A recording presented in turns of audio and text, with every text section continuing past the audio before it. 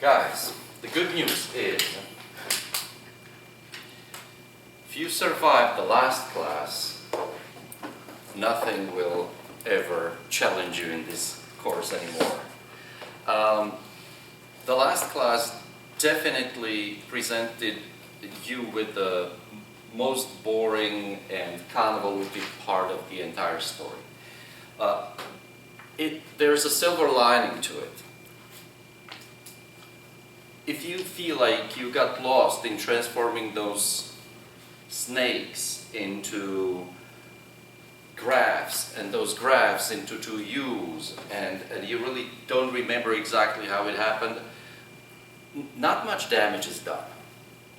Because frankly, that convoluted part of the story that we covered in the last class, deriving those derived cost functions, averages and marginals, is not really that crucial part of a story.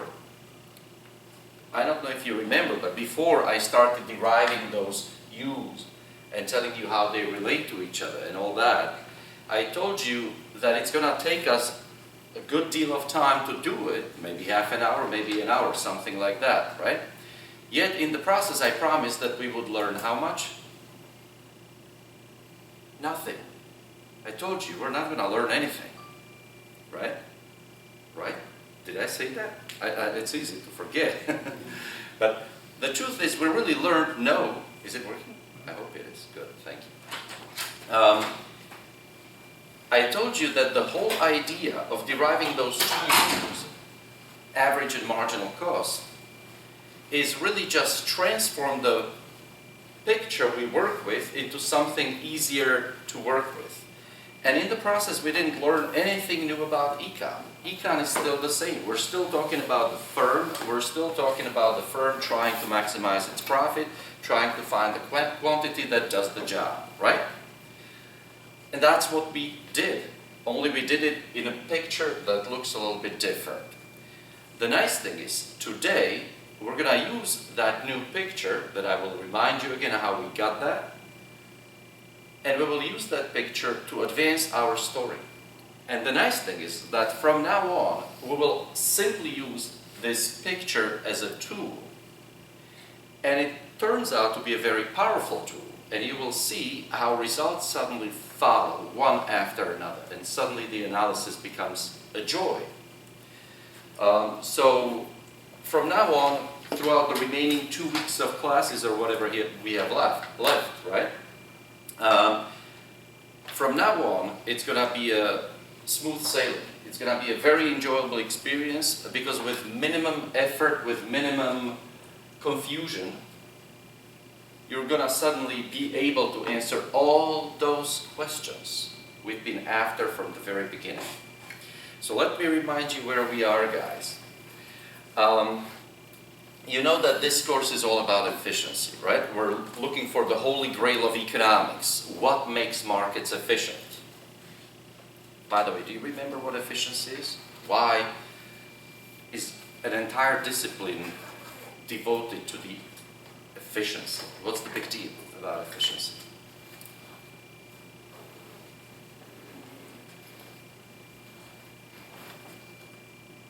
See, this is why I think it's so important to take this course in class, because I have the chance to always remind you why on earth you're sitting here and what it is we're doing. Because it's so easy to get bogged down in formulas and numbers and crunching and stuff like that. And yes, you can get very good at crunching numbers and just as good at completely forgetting why you're doing it, what the point is, right? So what is the point? I mean, why are we talking about efficiency, guys? To find the best prices in the economy? Prices, possibly. Do you remember what the economy is? Taking resources and turning them into goods and services. Absolutely. Economy is that thing that turns resources into goods and services, right? It's a system that transforms resources into goods and services. Absolutely. Are all economies alike? Well, all economies do the same thing, but are they all alike? No. There are good economies and there are bad economies. There are rich economies and there are poor economies, right? What makes rich economies rich? Again, it's a question that's so easy to say, just a few words. What makes rich economies rich, right? Guys, this is such a can of worms to ask a question like that. People have been pretty much killing each other for thousands of years over this thing. And to this day, you can strike a conversation at any airport, flying anywhere. You talk to people from all walks of life, all corners of the world, and you will be shocked how people will tell you, oh gosh, you have it easy in America. America is a rich country. You know, what do you mean easy? Well, you got all the resources in the world. You got all the oil and coal and whatnot and land, so it's easy to be rich. Is that really what makes America rich? The fact that we have all these resources?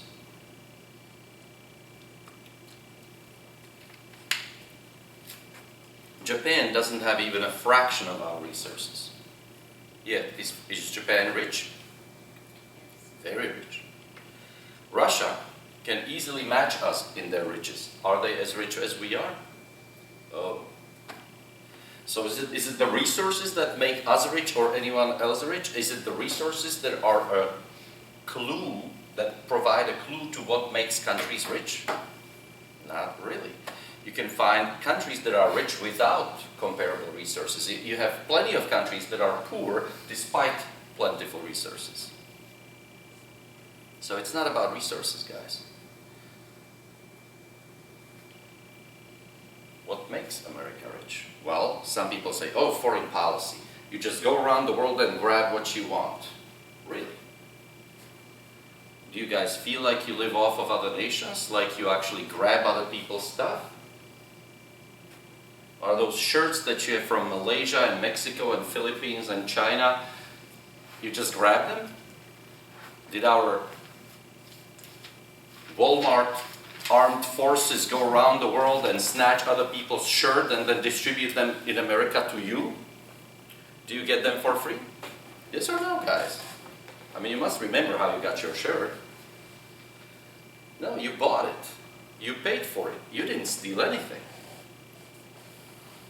Everything we buy from other nations, everything we have from other nations, frankly, is what we bought because they wanted to sell it to us. In other words, guys, we don't get anything for free, and we don't snatch anything from anybody. We don't owe anyone anything.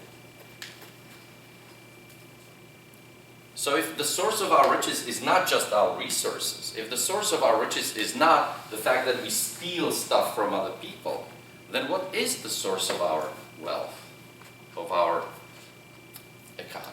I put with that, America is the richest country because it has the ability to transform into an abundant resources into goods and services. In other words, we not only have resources, our greatest strength, the source of our riches, is the fact that we can take resources and we can transform them into goods and services like no one else on earth. Okay?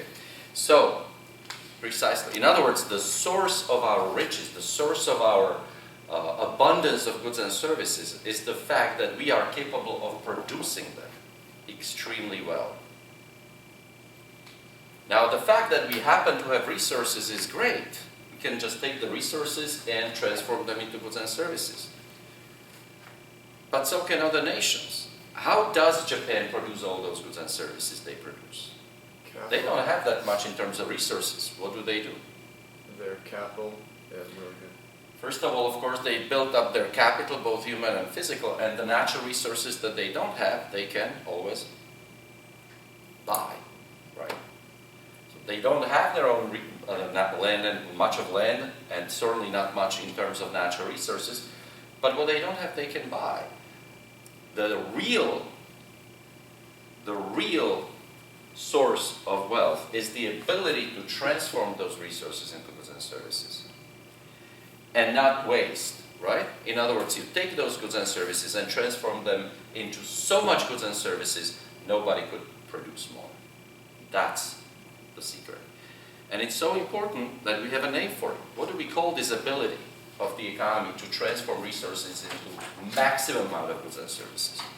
What do we call it? Efficiency. Efficiency. That's what it is, right?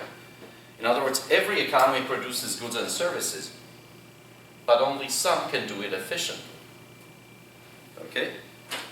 And unfortunately, most economies around the world are to some extent or to a large extent deeply inefficient.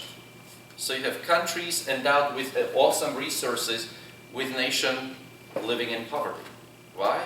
Because they're not capable of transforming their resources into goods and services efficiently. We can do it. We can do it. That, of course, raises a question. If you guys are lucky enough to be born in a country that produces goods and services efficiently, does it mean your kids are going to be just as lucky? Does it mean your grandkids, your kids one day will be just as lucky as you are? No, the point is efficiency has nothing to do with luck. Efficiency is entirely human-made, okay? It's a result of effort. It's intentional. What did you recently do to keep American economy efficient or to perhaps make it even more efficient? Can you name anything you've done recently or over the last several years that makes America as efficient as it is or perhaps even more efficient in the future? Can you name a single thing? Can you tell what it takes to keep America efficient or make it even more efficient into the future? Most people will like, I don't know, I'm just doing my job as well as I can, right? Guys, but there's plenty of Russians who do their jobs awesome, right? Russians have some fantastic scientists, groundbreaking engineers, and they're living in a poor nation. They're doing their job as well as they can, yet their nation is deeply inefficient. See, it's not enough to do your job as well as you can to keep the American economy efficient. It's strange. And yet that efficiency is so important, especially for the future. I mean, minor changes in efficiency, you're not going to notice it today, you're not going to notice it a week from now or a month from now. But changes in efficiency, loss of efficiency, can catch up with you within decades. I told you probably several times, story of the country I come from. Used to be Czechoslovakia. After World War II, it was one of 10 most industrialized nations on earth. It was democracy and all that good stuff. What followed was 40 years of inefficiency. And after 40 years of inefficiency, the country's per capita GDP was lower than many developing countries. So the country completely lost its edge, lost its ability to produce goods and services in large quantities. Why? Because it became inefficient. Nazi government. So it turns out that there's many things that impact efficiency. To know what those things are that impact efficiency, we have to find out what makes America efficient. That's the question, right? That's why we are asking that question. What's the source of efficiency? And from the very beginning, we've been saying, if you want to know what makes America efficient, it's not enough to take a look at the economy as a whole. It's not enough to study your Eco 2013 macroeconomics, right? You have to look deeper. The secret of efficiency is somewhere within the basic building blocks of the economy. And we said the basic building block of the economy is a market for a single good or service, right? With its demand and supply. And so first half of the semester or of the session, we studied a market. And we learned about the properties of equilibrium, right? And we found that equilibrium happens to be more efficient than market performance when it's out of equilibrium. Do you remember what we used, what happened, or what we analyzed as a source of market distortion, of equilibrium distortion? What was distorting the equilibrium in all those examples we did here? Take taxes? Policies, exactly, like taxes, subsidies, floors, ceilings, right? Those were just examples of various policies that distort the equilibrium. So we learned that efficiency has something to do with market equilibrium, and that it can be distorted by various policies. What impact does your job performance today, when you have a job, you go there, you work your 8, 10, 12 hours, whatever you put in, and you do the best you can, what impact does that have on the policies implemented in Tallahassee or Jacksonville City Hall? You really worked hard today. Does it have any impact on what Tallahassee representatives decide to implement or not implement? Very little, if any. There you go. And those policies decided in Tallahassee, decided in city halls, decided in government offices all around the country, those have profound impact on efficiency. That's what we learned from that exercise. Right? In other words, if you want America to be a great place, of course you have to work hard. That's the American way, right? You apply yourself, you work hard, you play by the rules, all those good values. But it doesn't end there.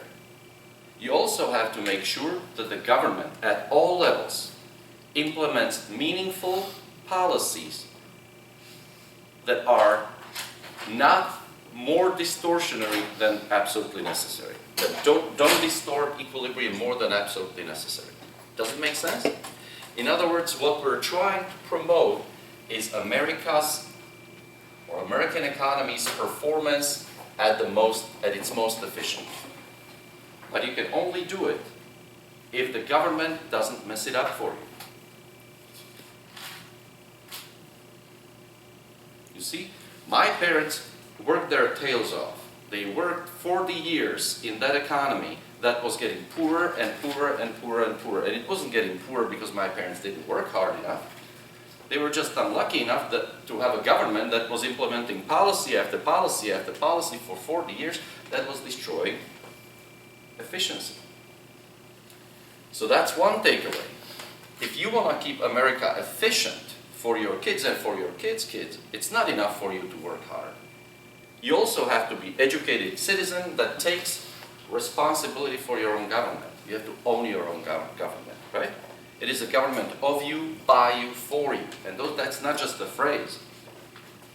It's a tough reality. Because if you guys don't take responsibility for your government, nobody will. And when nobody takes government responsibly, then government is irresponsible, implements bad policies, knocks markets out of equilibrium, sayonara.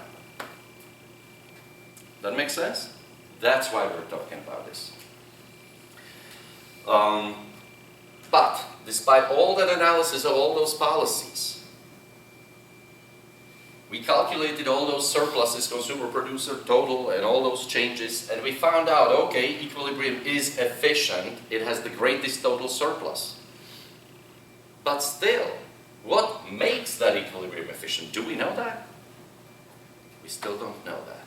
So after half of the session studying properties of equilibrium, of that single cell of the economy, right? We still haven't found the answer. So what do we have to do now?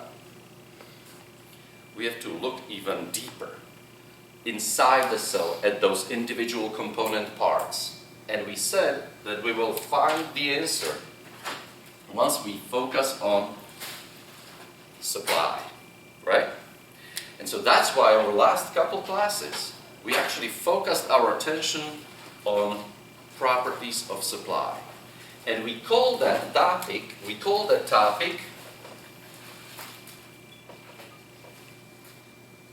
behavior of the firm. Why do we call it behavior of the firm? It's supply, guys. Why do we call it behavior of the firm? Well, we have to recall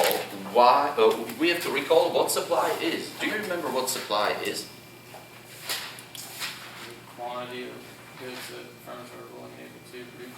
It's the quantity of that good that firms, all the firms, are willing and able to produce, right? That's the market supply. All the firms are willing and able to produce. Now, to understand the quantity all the firms are willing and able to produce, we have to zoom in and study a single firm. That makes sense? Because when you understand how one firm decides to produce good or service, then you can understand how all of them together make that decision. That makes sense? That's how we go even deeper. We started with the whole economy in 2013, then we looked at a market for a single good in 2023, and now we're looking at a single firm producing a good. It's as up close as you can get into the production process, into the process of producing goods and services, right? That's why we call it micro, because we're applying a microscope. When you look at the economy, it produces all kinds of goods and services. When you use a microscope, you look at production of one good, let's say milk, out of millions of goods and services, milk. And when you look even deeper, you look at the production of milk by a single firm. That makes sense? That's what we're doing. This is why I asked you, how does a single firm choose to produce its own output? Not just all the firms together, but one firm. And we established that each firm is trying to produce a quantity, not just any quantity, but the quantity that does have a particular attribute. What kind of a condition are we looking for? It's a quantity that maximizes the profit. Absolutely. High the profit, right? Quantity that maximizes the profit. In other words, the market produces this quantity of milk because each firm chooses to produce a quantity that maximizes the profit. And then you put together all those outputs by all the firms, and that together is the market output of milk. That makes sense? Cool. But to understand how the firm chooses that quantity, we have to understand what the profit is. What is the profit? What is the profit, guys? Revenue. It's the difference between total revenue and total cost. Correct? The difference between total revenue and total cost. By the way, you already noticed the subtlety in notation. Here I'm using lowercase q. Here I'm using capital Q. What's the difference? Lowercase q is a single market. Q is the single market, is the market for a single good. Oh, But lowercase q is the quantity produced by one firm, exactly. That makes sense? Very good. And so now, we're not, basically in macro, in 2013, we were asking, what makes the economy produce all of these goods and services? Then in 2023, in the first half of the semester, we asked, what makes companies produce this quantity of milk? And now we're asking, what makes one firm produce that quantity of milk? Okay, we're asking always more and more detailed question. And the answer will come out of the assumption that the firm is choosing the quantity that maximizes the profit. But of course, to understand how that quantity is chosen by the firm, we have to understand properties of the profit. That means we have to understand properties of total revenue and total cost. That makes sense? Very good. And all that just to understand efficiency, remember? Because it's all important. So, how did we proceed in our understanding how the firm chooses quantity that maximizes the profit? Well, we said we were going to study first the cost, total cost, properties of total cost, and then the properties of total revenue, right? How did, excuse me. Hi, how are you doing? How did we go about studying total cost? We first moved pianos, remember? what was the purpose of that discussion? Moving pianos. The more labor you hire, the greater the quantity produced, right? First, as you add more workers, you may enjoy some synergy effects, right? Two people can move just so much more stuff than one person alone could. But eventually, as you add more and more workers, what happens? Diminishes Correct. What diminishes? the product. The marginal product diminishes. Correct. Why? Crowded. Because it's getting crowded. Exactly, it's getting overcrowded. Do you know any production process in America where it doesn't get overcrowded if you keep adding workers to the same workplace? Have you ever been someplace where if you add enough people, it doesn't get overcrowded? Have you ever seen some? Have you ever been to a concert hall where if you add enough people, it doesn't get overcrowded? No. Have you ever been to a plant producing cars where if you add enough people, it doesn't get overcrowded? Have you ever been to a dentist waiting room where if enough people are waiting there, it doesn't get overcrowded? No. If only you add enough people, it must get overcrowded, correct? That's why this pattern of diminishing marginal product takes place, happens in every production process, always, okay? That's why your total product curve must have this shape. That makes sense? Because it must have that shape, because that marginal product must be diminishing, we call it the law of diminishing marginal product, right? So the law of diminishing marginal product dictates the properties of total product. Okay, so what? Now you know. How does that help us understand what the firms do? What is the LD, law of diminishing? Law of diminishing marginal product. Okay, this alone doesn't really help you. What really helps you is when you convert that graph into this graph. It means if you flip the axis, if you transform or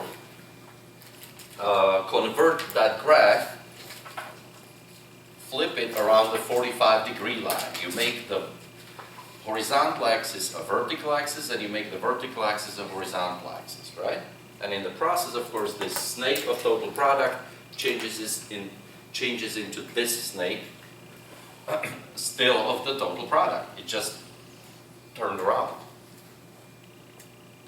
And just as this part of total product reflected law of diminishing marginal product, this part now reflects the law of diminishing marginal product. That makes sense? What did we do with this? Well, we realized if you hire 1 worker, 2 workers, 3 workers, 4 workers, and you pay each worker his or her wage, you find what? Cost, right? And in fact, we know you don't find just any cost, you find the cost that varies with quantity of production. What do we call cost that varies? The variable cost. Excellent. There you go. So we found the shape of the variable cost.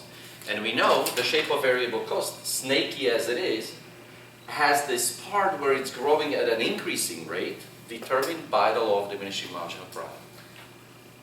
So now we know what variable cost looks like. Is the variable cost the same as total cost? No. Total cost consists of variable cost, but it also consists of fixed cost. What does fixed cost look like? Well, it's fixed, right? It's that cost that does not depend on how many pizzas you bake, like your rent, right? If you lease your pizza place, your monthly rent is fixed, and it doesn't depend on whether you bake no pizzas, some pizzas, or many pizzas. That makes sense? But your total cost is the sum of fixed cost and variable cost. So what does the sum of fixed cost and variable cost look like?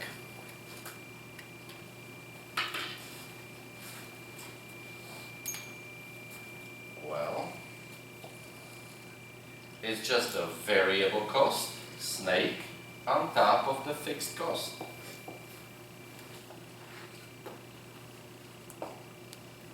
Total cost. That makes sense?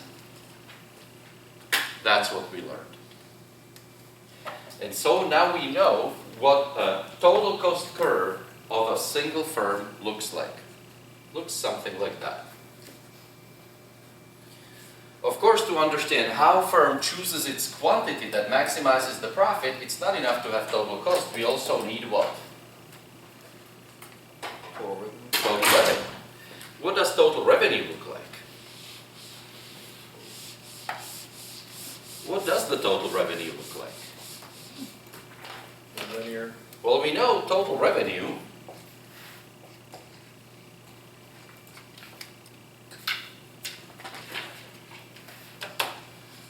that total revenue,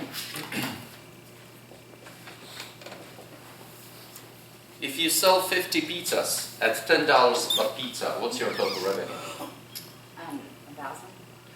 50 pizzas at Oh. $10. I'm sorry, 500. Very good. How did you get that number? What did you do with those numbers? Multiply. You multiplied price times quantity. Correct? That makes sense? Very good. So that's your total revenue. What does the graph of total revenue look like? Suppose you are selling each pizza at $10 a pizza. Okay? What's your revenue when you bake no pizza? 0. When you bake one pizza? $10. When you bake two pizzas? 20. $20. 3 pizzas? Gets boring real fast, right? So what's the shape of total revenue? Straight. It's just the horizontal, sorry, not horizontal, it's just the rising straight line, right? Total revenue. My goodness. Guys, look at that. In order to find how a firm maximizes the profit, we have to have total cost, which we do, and we have to have total revenue, which we do. So now we have total revenue and total cost. Can we put them together and see what the firm does? Sure. Let me redraw this to make it a little bit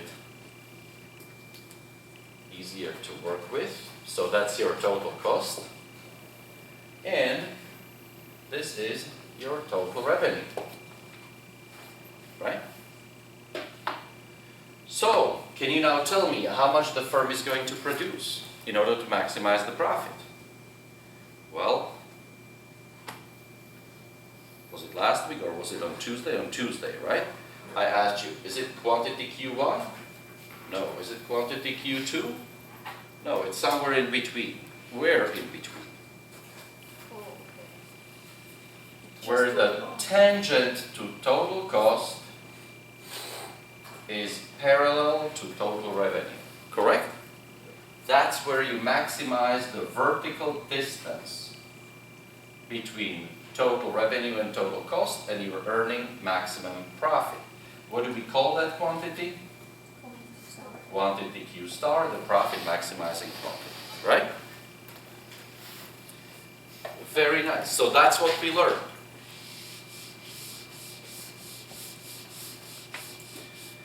So we learned, look guys, we're talking about the behavior of the firm. What do we mean by behavior? How do firms behave? What do we mean by behaving when it comes to firm? We mean choice of quantity. Basically, at this stage of analysis, as simple as it is, we reduce the behavior of the firm into a single choice of how many pizzas to bake. Okay? That's what we mean by behavior. And so now we understand that the firm chooses that quantity in order to maximize the profit where all these properties are satisfied. So basically our insight into the behavior of the firm can be summarized by the following. the firm chooses to produce quantity Q star such that at that quantity, slope of total revenue is equal to the slope of total cost. That makes sense? Yes or no? Yeah.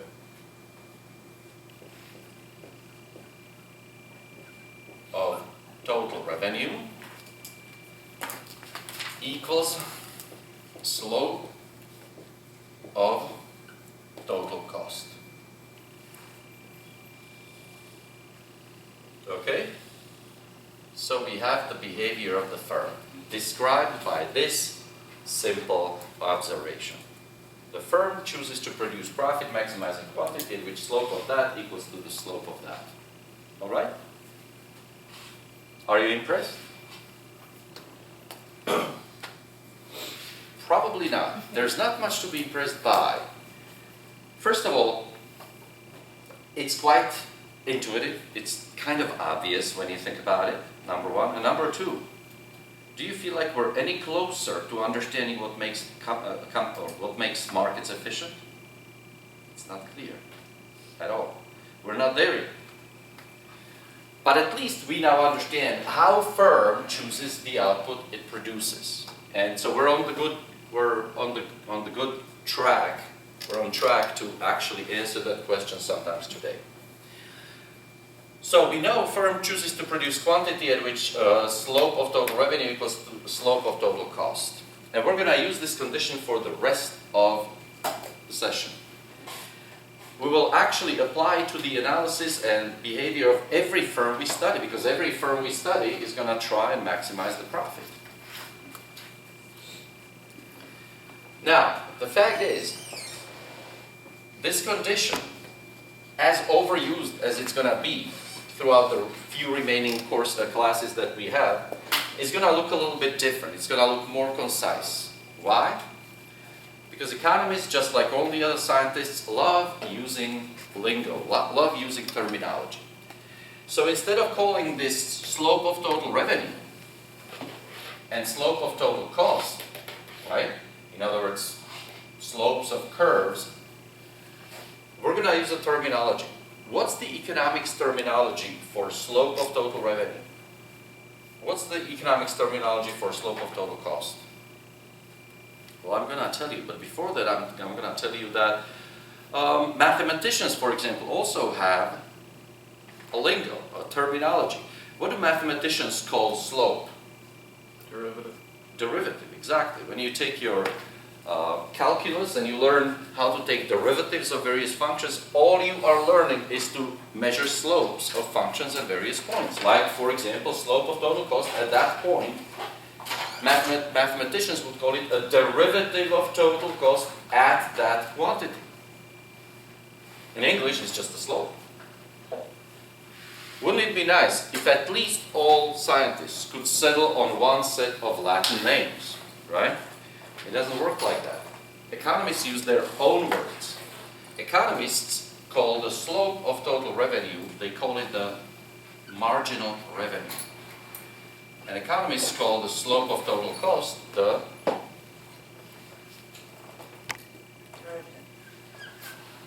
marginal cost. Oh, Don't ever be sorry. You're a student, you're doing what you're supposed to. So, yes, this is the simplest, most general statement of how firms choose to produce profit maximizing quantity. They keep increasing their production of a good or a service to the point where they end up producing a quantity at which marginal revenue equals marginal cost. Does it make perfect sense to you? You don't really seem so sure. And the reason you don't seem so sure is because it doesn't make any sense. It just looks okay, so let's call it marginal revenue equals marginal cost, whatever. But once we think about what these words really mean, what they really tell us, suddenly it's going to make perfect sense. First of all, let's ask ourselves, What is marginal revenue? What does marginal mean? Okay, it's slope, right? It can be described as a slope. But in producing pizza, how often do you use word slope? You're baking pizza. I'm sure you tried baking pizza at home sometimes. How many times were you wondering what the slope is of something when you're baking pizza? All you want to make sure is that you're making it on a flat surface. I guess that's all, right? Where's the slope? Okay? So how does this fit, for example, baking pizza? And the answer is that the interpretation of that slope slash marginal slash derivative in production of something is actually very, very intuitive.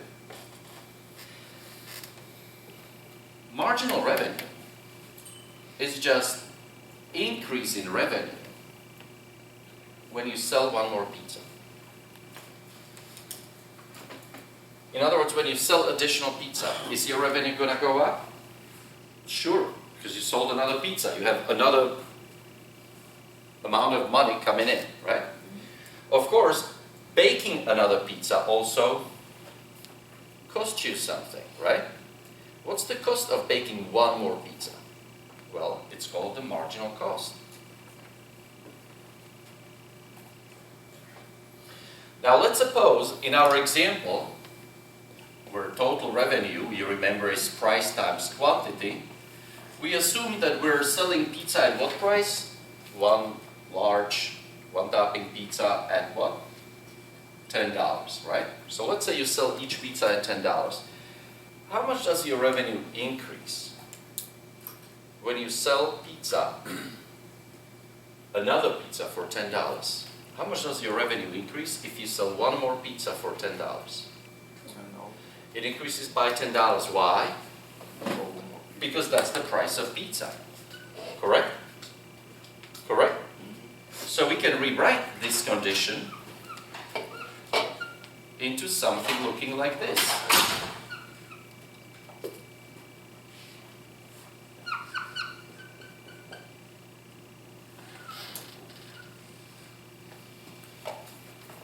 Okay? So that's your marginal revenue. It's just the price at which you are selling. Is that P mean price? P is the price, absolutely. P is the price. And MC is marginal cost. That's the cost of baking additional pizza. So what sense does this make?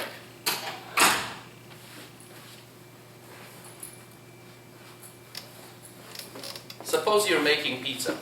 You're baking pizza.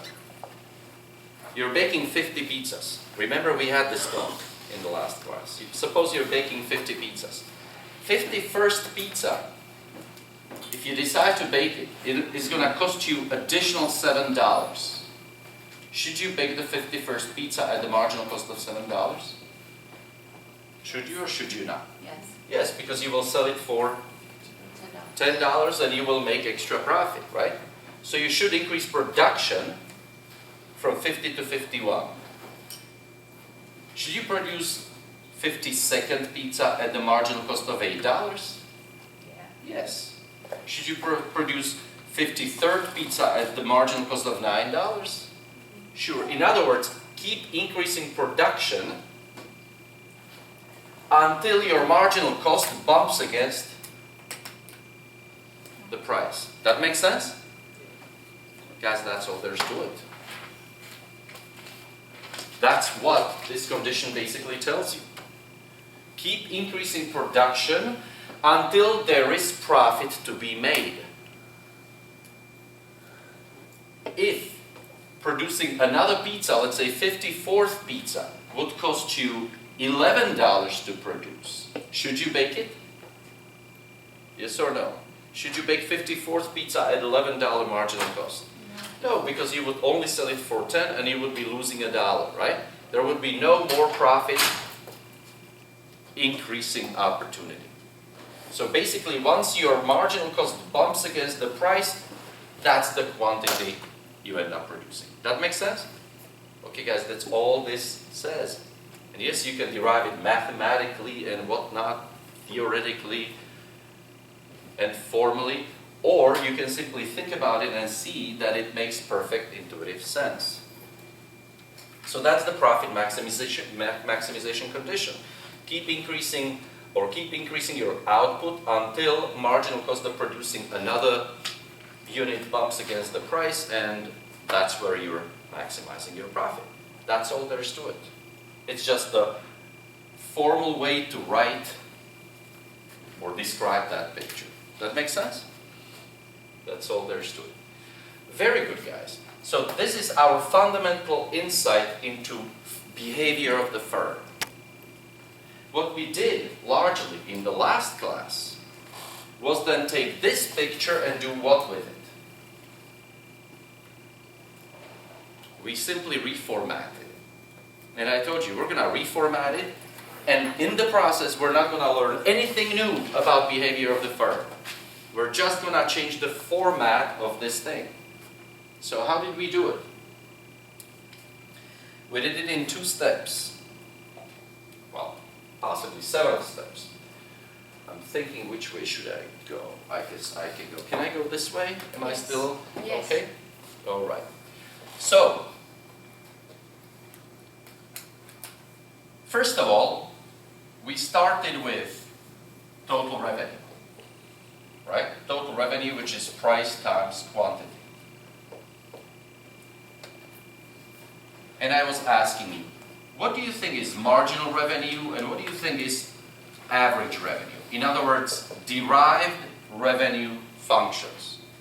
We have total revenue, and from it we are deriving marginal revenue and we are deriving average revenue. What are these things? First of all, if you are selling every pizza for $10, how much is your revenue going to go up when you sell one more pizza? By $10. Correct? So marginal revenue is just the price at which you're selling. That makes sense? All right. What is the average revenue, guys? Average revenue is the revenue you generate per pizza, right? Per average pizza. How do you find average revenue, the revenue you generate per average pizza? Well, it's your total revenue per number of pizzas, correct? Which is the same as P times Q divided by Q. But how much is P times Q divided by Q? Q's cancel out, it's just the price. Oh my goodness, what did we find out? We found out that average revenue is equal to price.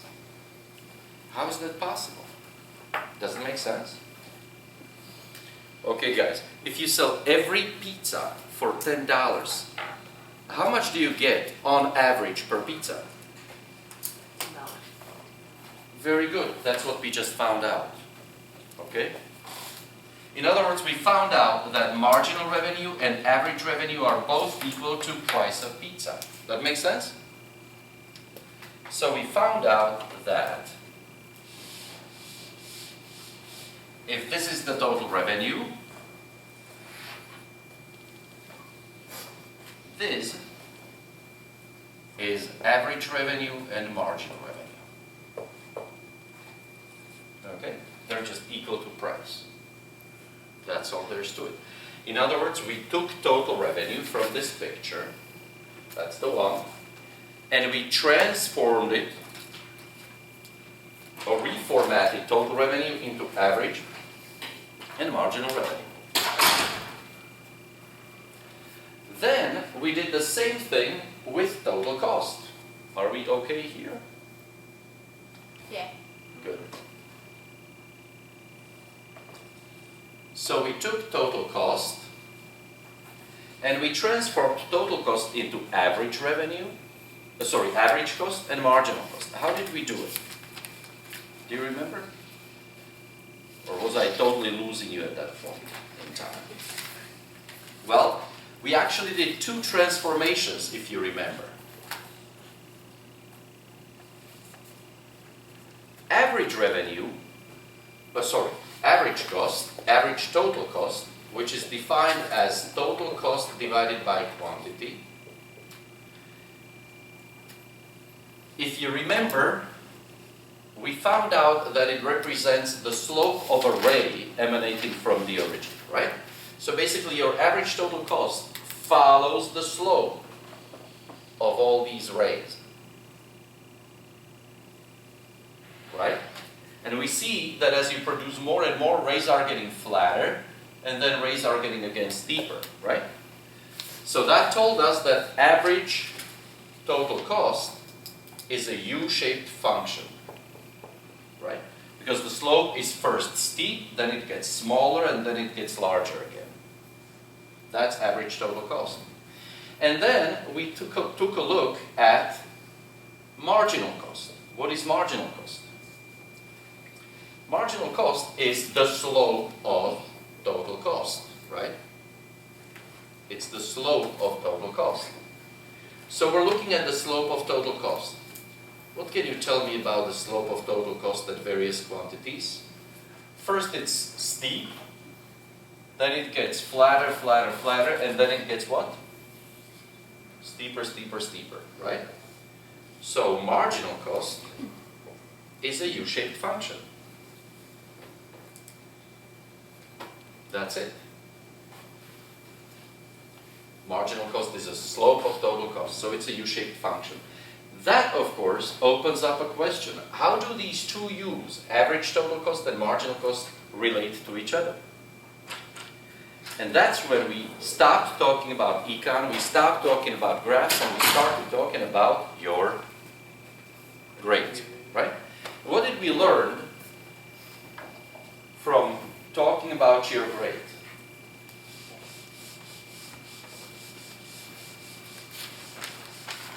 That we want to work on. We learned that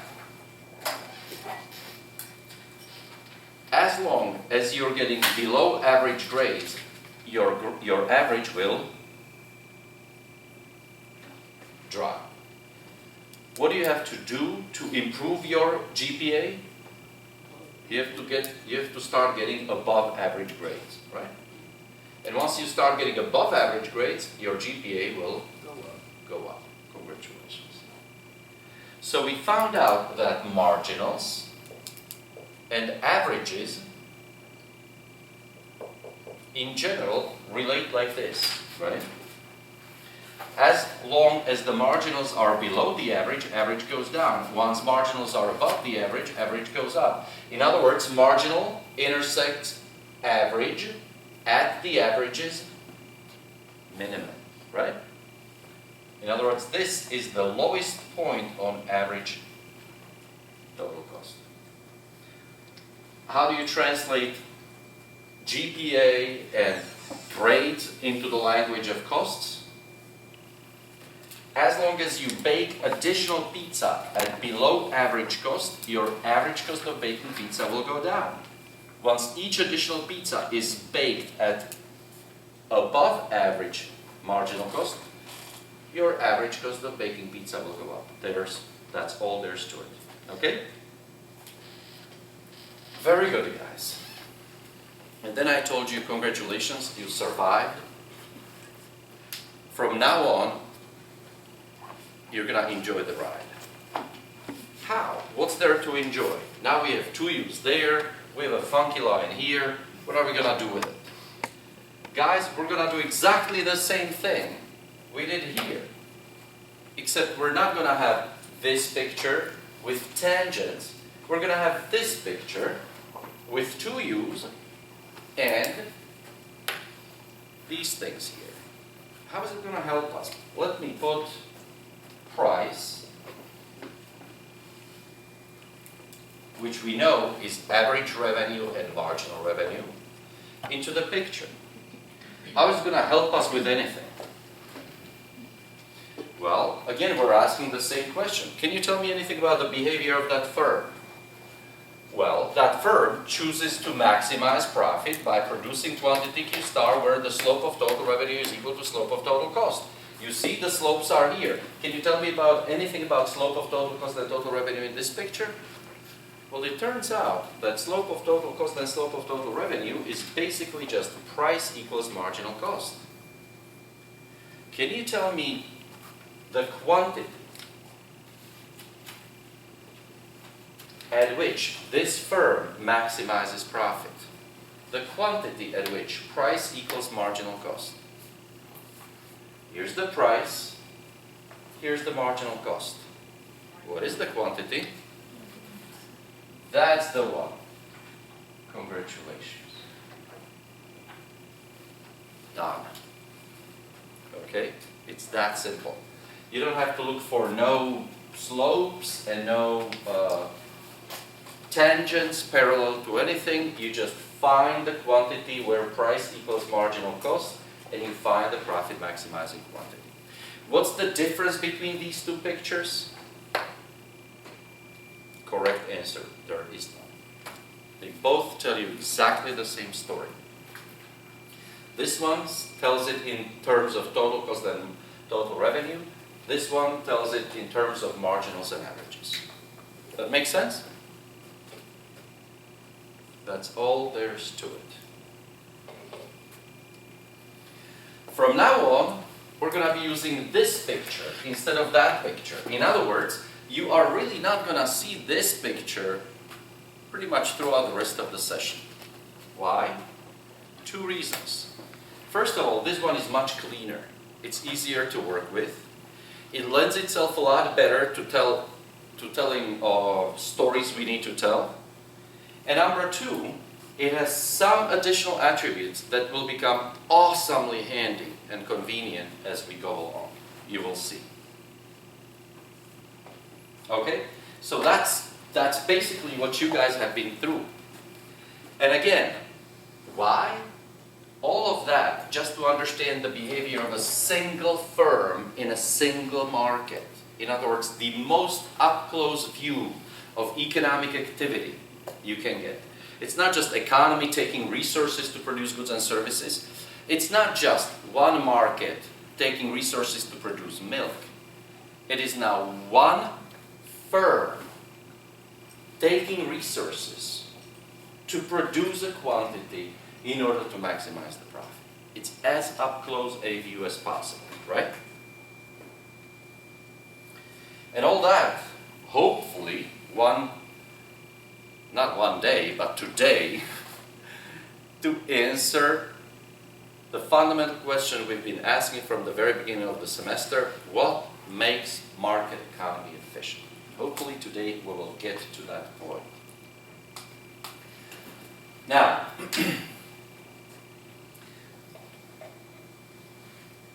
let's have one more short discussion before the break. I want to introduce a profit into that picture. You know that in this picture, profit is well defined. It's total revenue minus total cost. If this is your total revenue, this is your total cost. The difference is the profit, right? How do you see the profit in this picture? Can you actually see the profit in this picture? Can you see total revenue? Can you see total cost? Well, kinda. The easiest way to look at it is the following one.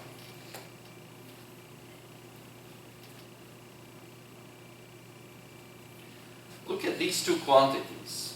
First of all, what is this quantity? It's the price, right? It's the price. That's the price at which you sell every pizza, right? That's the $10 you sell a pizza for, correct? What is this quantity?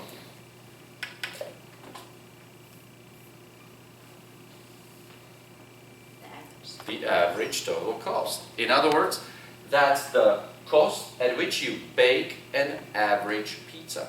That makes sense? So if this is the price at which you sell a pizza, and this is the cost of baking an average pizza, then the difference is going to be the profit you make on an average pizza, right? In other words, on average, you make this much profit on a pizza, on one average pizza. But do you just bake one pizza? No, you bake all these pizzas, right? This is the quantity of pizzas you bake. So how do you find the profit? If this is the profit you make on an average pizza, but you bake this many pizzas. Multiply by the quantity. You multiply what you make on an average pizza times the quantity of pizzas. But when you multiply this by the quantity, you get an area of a rectangle. What is the area? Which area? Area of which rectangle?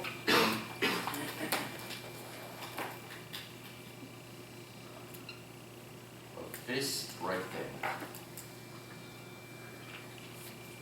That is the profit. Okay? That's the profit the firm makes.